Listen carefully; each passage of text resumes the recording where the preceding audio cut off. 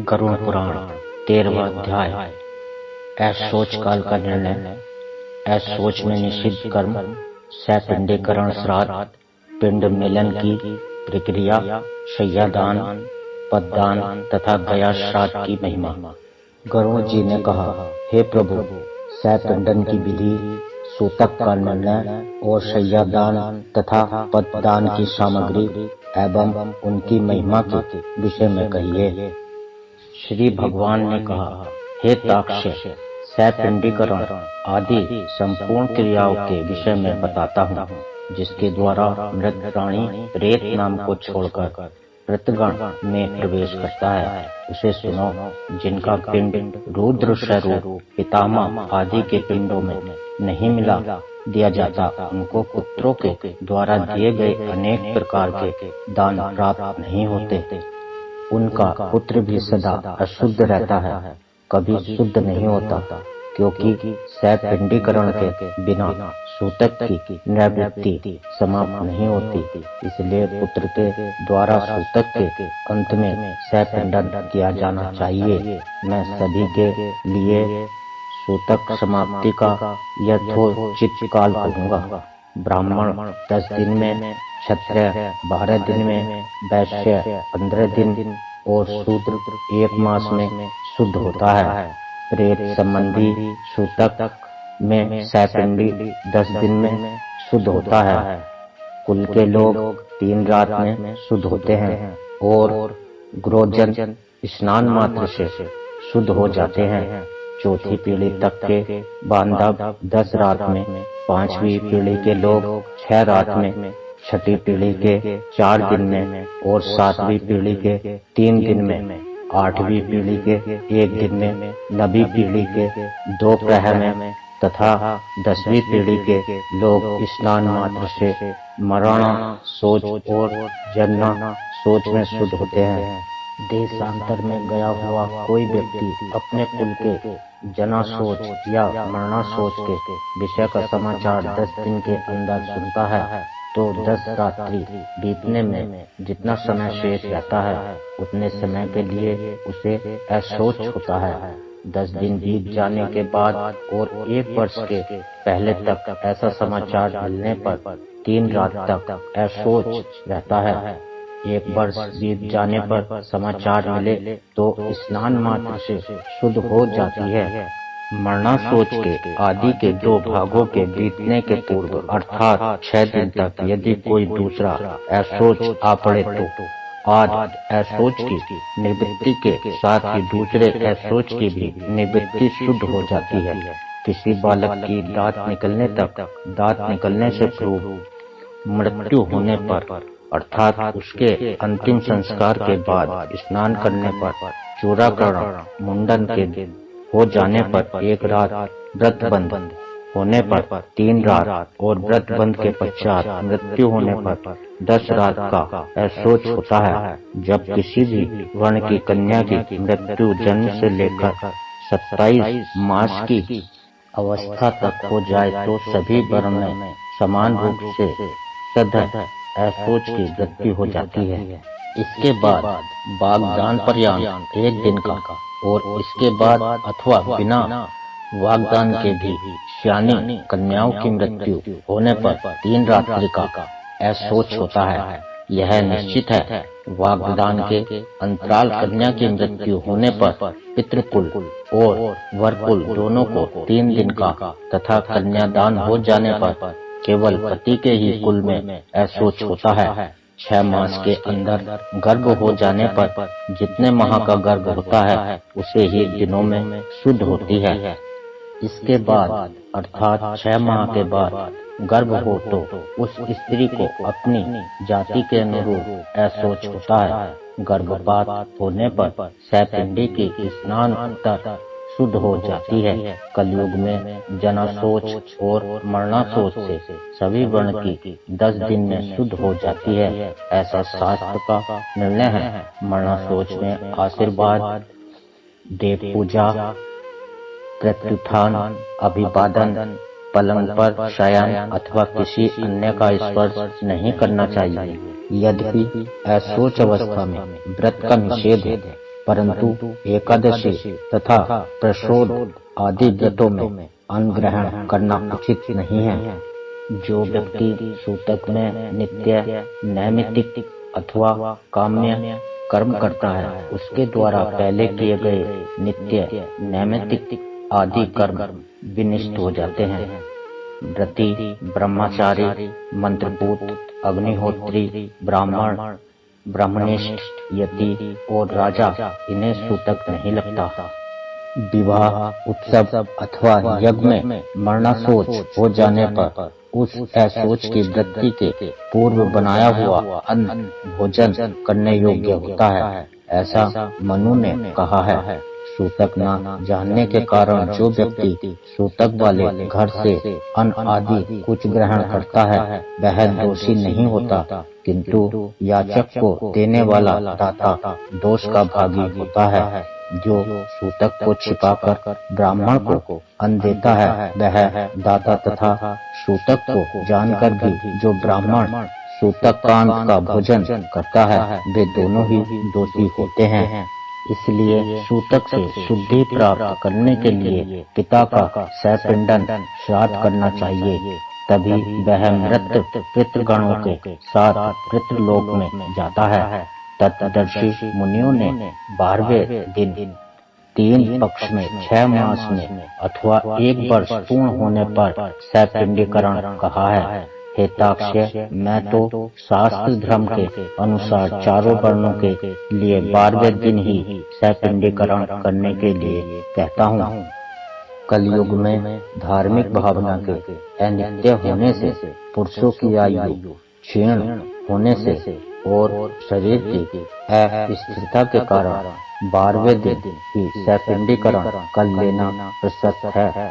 गृहस्थ के मरने पर व्रतबंध, उत्सव आदि व्रत उद्यापन तथा विवाह कृत्य नहीं होते जब तक पिंडन मेलन नहीं होता, अर्थात पितरों में पिंड मिला नहीं दिया जाता या सहपिंडीकरण श्राद्ध नहीं हो जाता, तब तक उसके यहाँ से भिक्षु भिक्षा भी नहीं ग्रहण करता, अतिथि उसके यहाँ सत्कार नहीं करते और नित्य नैमित्तिक कर्मों का भी लोप रहता है।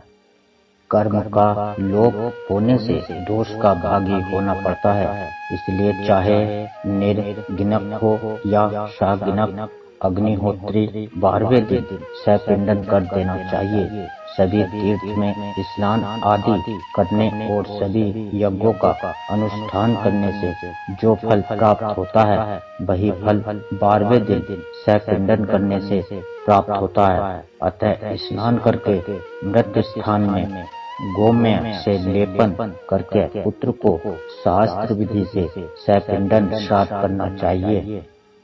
पाद, ऐधर्य, आचमनीय आदि से विश्व देवों का पूजन करें और सदगति के पितरों के लिए भूमि में विकार देकर हाथ पांव धोकर पुनः आचमन करें। तब वसु, रुद्र और आदित्य स्वरूप पिता, पितामह तथा पितामहा को क्रमशः एक अर्थात 3 पिंड प्रदान करें और चौथा पिंड मृत को प्रदान करें। चंदन, तुलसी पत्र, धूप, दीप, सुंदर भोजन, तांबूल, सुंदर वस्त्र तथा दक्षिणा आदि से पूजन करें।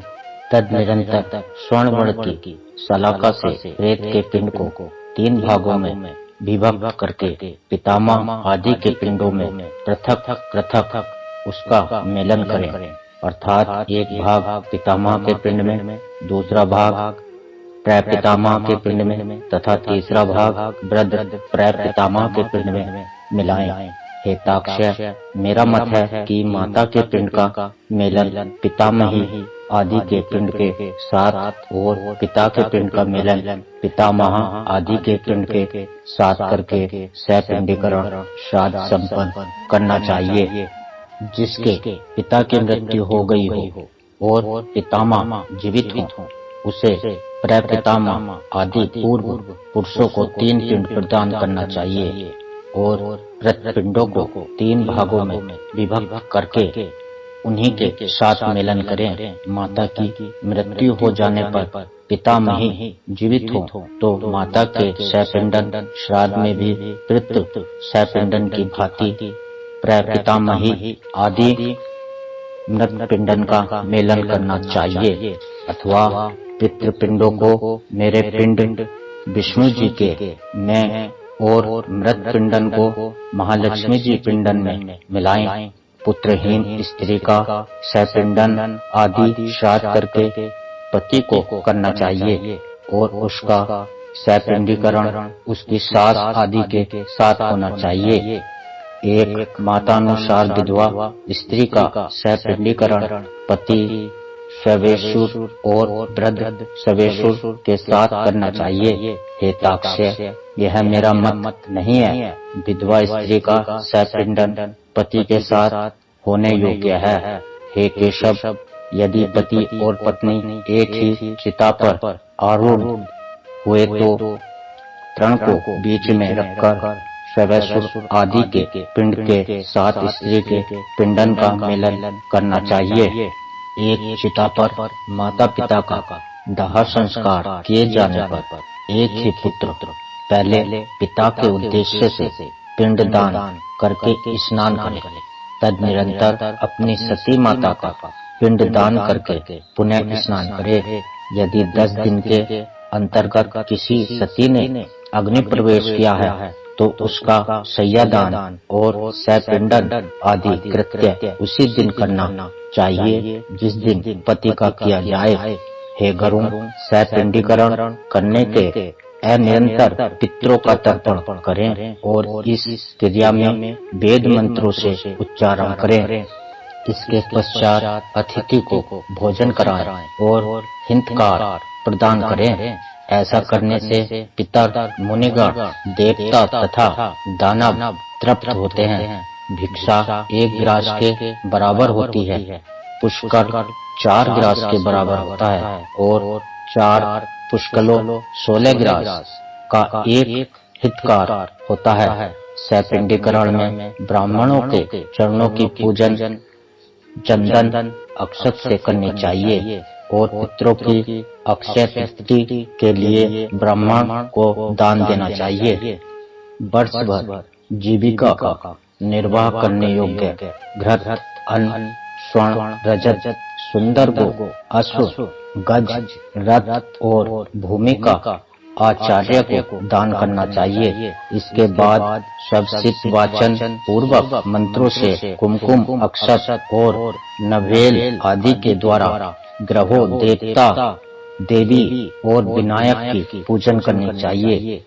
इसके बाद आचार्य मंत्रोच्चारण करते हुए जजमान का अभिषेक करें और हाथ में रक्षा सूत्र बांधकर मंत्र से पवित्र अक्षत प्रदान करें। तदनिरंतर अनेक प्रकार के स्वादिष्ट मिष्ठानों से ब्राह्मणों को भोजन कराएं और फिर दक्षिणा सहित अन्न एवं जल युक्त 12 घट प्रदान करें। तदनिरंतर ब्रह्मा आदि को वर्ण क्रम से अपनी शुद्धि हेतु क्रमश जल, शस्त्र, कोड़े और डंडे का स्पर्श कराना चाहिए। अर्थात ब्राह्मण जल का, क्षत्रिय शस्त्र का, वैश्य कोड़े का तथा शूद्र डंडे का स्पर्श करे। ऐसा करने से वे शुद्ध हो जाते हैं। इस प्रकार सैपिंडन श्राद्ध करके क्रिया करते समय पहने गए वस्त्रों का त्याग कर दें। इसके बाद श्वेत वर्ण के वस्त्रों को धारण करके शय्यादान करें। इंद्र सहित सभी देवता शय्यादान की प्रशंसा करते हैं। अतः मृतक के उद्देश्य से उसकी मृत्यु के बाद अथवा जीवन काल में भी शय्या प्रदान करनी चाहिए।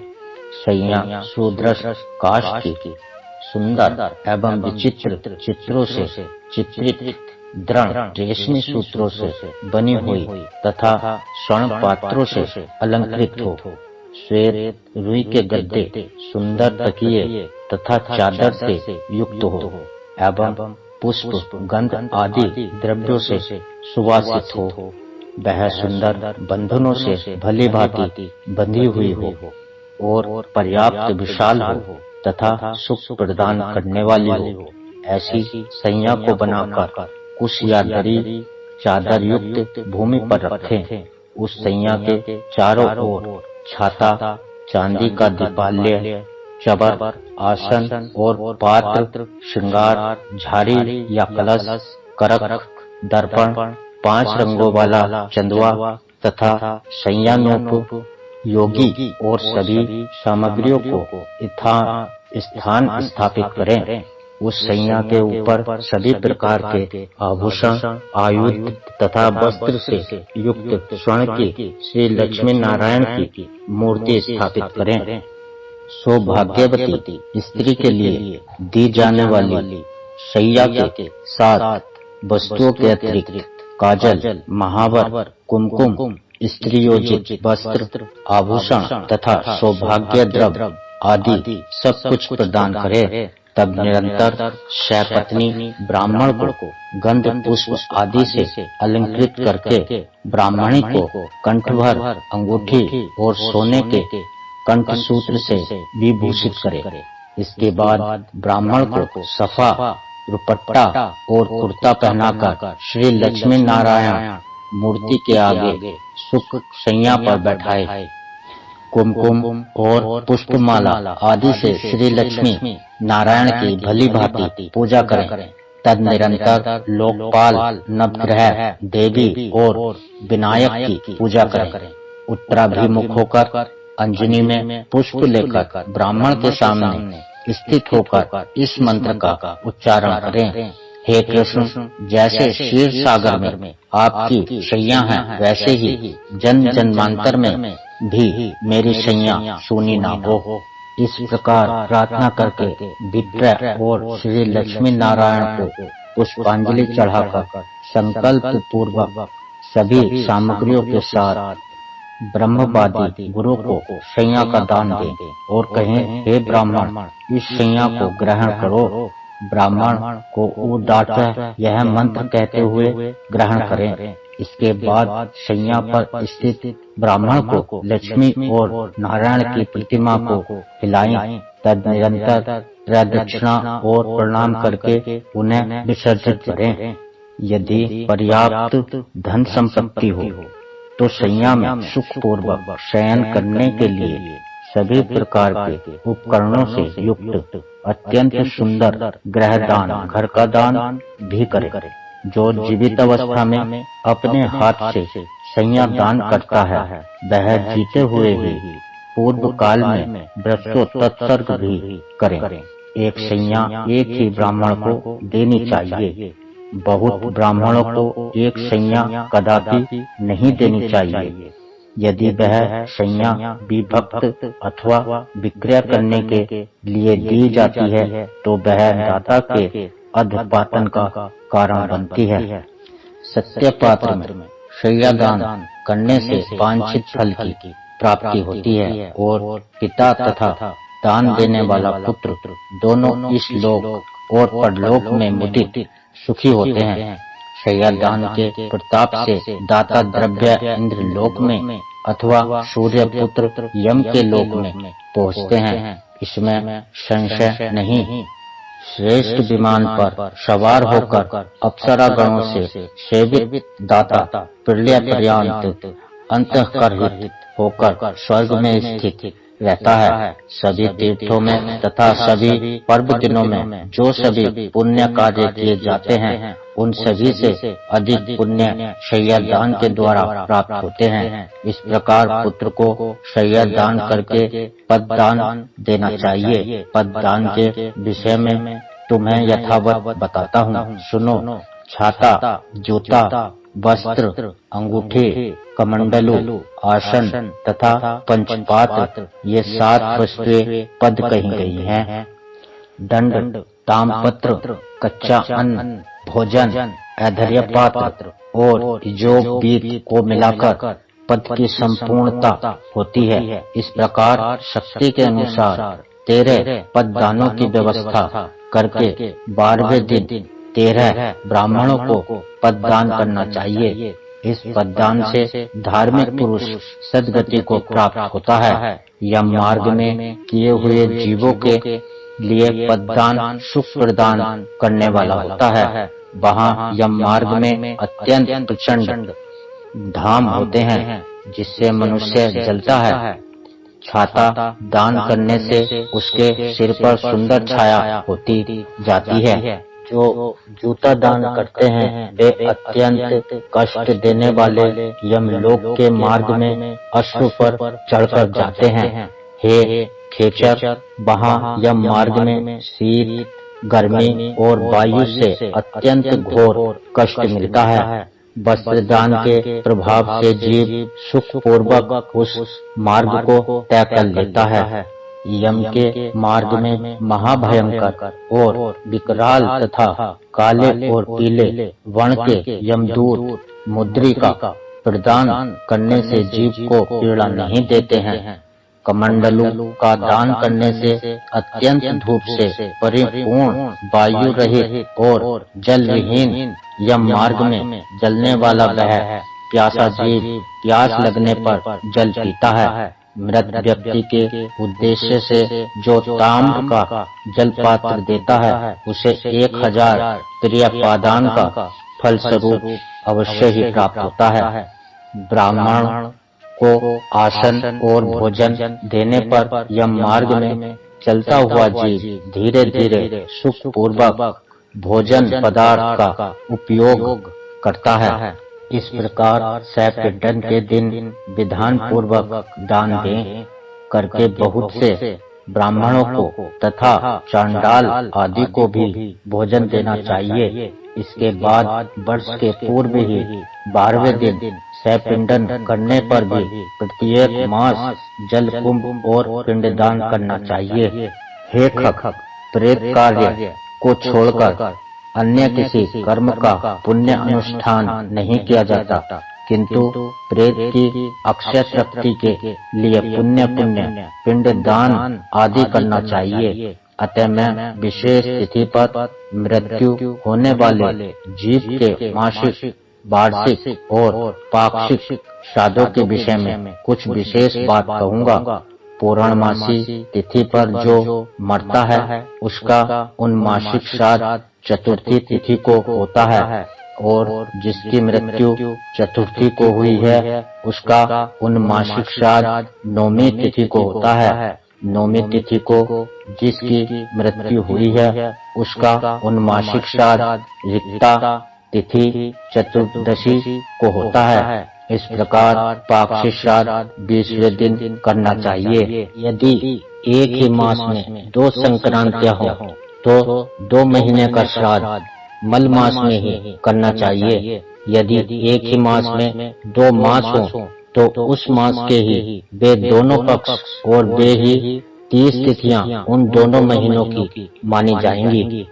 मल मास में पड़ने वाले उन दोनों मासिक श्राद्धों के विषय में विद्वानों को यह व्यवस्था सोचनी चाहिए कि श्राद्ध तिथि के दिनों के पूर्वोदय में प्रथम मास का श्राद्ध करें और द्वितीयार्ध में दोपहर के बाद दूसरे मास का श्राद्ध करें। हे खग, संक्रांति रहित मास मल मास में भी सैपिंडीकरण तथा मासिक और प्रथम वार्षिक श्राद्ध करना चाहिए। यदि वर्ष पूर्ण होने के मध्य में अधिमास आता है तो 13 महीने पूर्ण होने के अनंतर प्रेत का वार्षिक श्राद्ध करना चाहिए। संक्रांति रहित मास में पिंड रहित श्राद्ध, आम श्राद्ध और संक्रांति युक्त मास में पिंड युक्त श्राद्ध करना चाहिए। इस प्रकार प्रथम वर्ष श्राद्ध को मल मास तथा उसके बाद आने वाले शुद्ध मास 13वें मास दोनों ही मासों में करना चाहिए। इस प्रकार वर्ष पूर्ण होने पर वार्षिक श्राद्ध करना चाहिए और वार्षिक श्राद्ध की तिथि को विशेष रूप से ब्राह्मणों को भोजन कराना चाहिए। एक वर्ष पूर्ण हो जाने पर श्राद्ध में हमेशा 3 पिंडदान करना चाहिए। एकोशिष्ट श्राद्ध नहीं करना चाहिए, ऐसा करने वाला पितृघातक होता है। तीर्थ श्राद्ध, गया श्राद्ध, गच्छाया योग में तिथियों तथा ग्रहण में किया जाने वाला पितृ श्राद्ध वर्ष के अंदर ही करना चाहिए।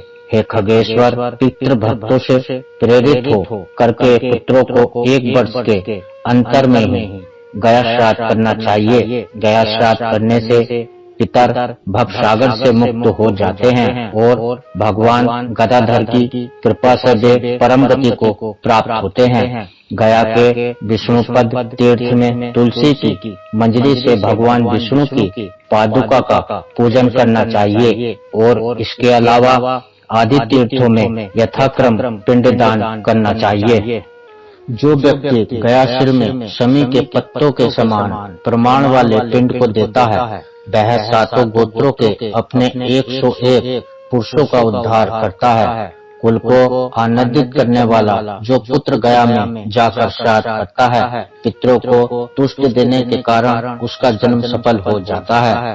हे खगेश्वर, यह सुना जाता है कि देव पितरों ने मनु के पुत्र इक्ष्वाकु को कालपवन में यह गाथा सुनाई थी। क्या हमारे कुल में ऐसे कोई सन्मार्गगामी पुत्र होंगे जो गया में जाकर आदर पूर्वक हम लोगों को पिंड प्रदान करेंगे?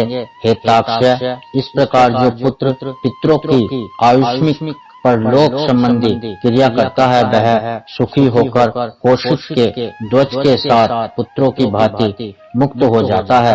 हे ताक्ष्य, भरद्वाज के 7 पुत्र पितृ श्रद्धा के हेतु गोवध करके भी 7 जन्म परंपराओं को भोग करके पितरों के प्रसाद से मुक्त हो गए।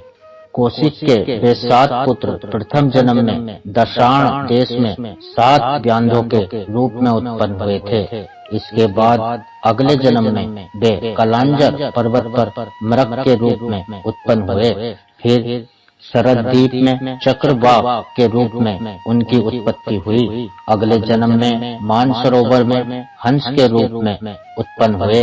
वे ही कुरुक्षेत्र में वेद पारगामी ब्राह्मण के रूप में उत्पन्न हुए और पितरों के प्रति भक्ति भाव रखने के कारण वे ब्राह्मण पुत्र मुक्त हो गए। इसलिए पूरे प्रत्यंत से मनुष्य को पितृभक्ति होना चाहिए। पितृभक्ति के कारण मनुष्य इस लोक तथा परलोक में भी सुखी होता है। हे ताक्ष्य, यह सब वो द्रव्य देहिक क्रिया हमने तुमसे कही, यह कृत्य पुत्र की कामनाओं को पूर्ण करने वाला पुष्पहृदय तथा पिता को मुक्त प्रदान करने वाला है। जो कोई निर्धन मनुष्य भी इस कथा को सुनता है, वह भी पाप से मुक्त होकर पितरों के निमित्त दिए जाने वाले दान का फल प्राप्त करता है। जो मनुष्य मेरे द्वारा कहे गए श्राद्धों एवं दानों को विधि पूर्वक करता है और गरुड़ पुराण की कथा को सुनता है, उसके फलों को सुनो।